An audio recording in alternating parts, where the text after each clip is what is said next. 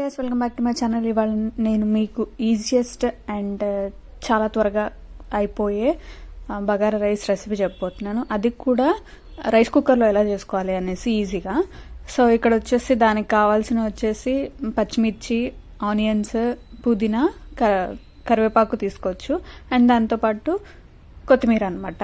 And first వచ్చేసి ఒక ప్యాన్లో ఆయిల్, అలాగే కాస్తంత ఘీ, అంటే ఆయిల్ కొంచెం ఎక్కువ వేసి ఘీ ఒక హాఫ్ స్పూన్ వేసుకోండి.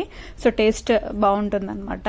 దాని తర్వాత హోల్ గరం మసాలా అనేసి ప్యాకెట్స్ వస్తాయి కదా, మనకు షాపుల్స్ దొరుకుతాయి 10 రూపాయలకి అట్లా. సో అదంతా వేసేసుకోండి అనమాట.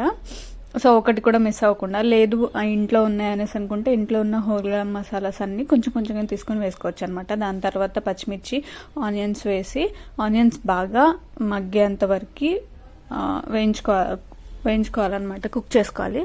దాంతోపాటు పుదీనా, కొత్తిమీర కూడా వేసుకోవాలి. హ్యాండ్ఫుల్ ఆఫ్ వేసుకోండి, బాగుంటుంది అనమాట. పుదీనా ఎంత వేస్తే అంత బాగా టేస్ట్ వస్తుంది.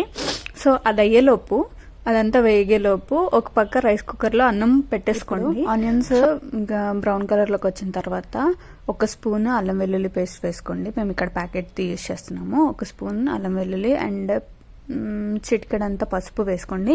ఉప్పు కూడా వేసుకోండి, ఎందుకంటే ఆనియన్స్ మేము వేగుతాయి అనేసి ముందే ఉప్పు వేసాం అనమాట. అది కూడా కొంచెం వేసుకోండి, ఎక్కువ వేసుకోవద్దు. మనం అన్నంలో ఉప్పు వేసుకుంటాం కాబట్టి ఎక్కువైపోతుంది.